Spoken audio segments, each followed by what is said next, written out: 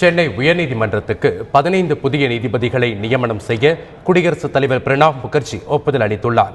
உச்சநீதிமன்ற தலைமை நீதிபதி TS தாக்கூர் தலைமையிலான கொலீஜியம் மற்றும் மத்திய சட்ட அமைச்சகம் 15 நீதிபதிகள் அடங்கிய பட்டியலை குடியரசுத் தலைவர் பிரணாப் முகர்ஜிக்கு அனுப்பியது.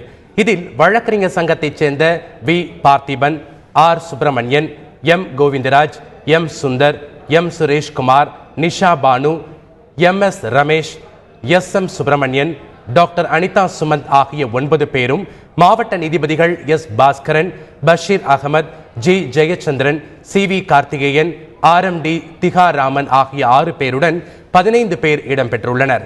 இவர்கள் 15 பேரை உயர்நீதிமன்ற நீதிபதிகளாக நியமிக்க குடியரசுத் தலைவர் ஒப்புதலுக்கு அனுப்பப்பட்டது. தற்போது ஒப்புதல் கிடைக்கப்பெற்றுள்ளதை அடுத்து இவர்கள் சென்னை உயர்நீதிமன்ற நீதிபதிகளாக விரைவில் பணி நியமனம் செய்யப்படுவார்கள் என எதிர்பார்க்கப்படுகிறது.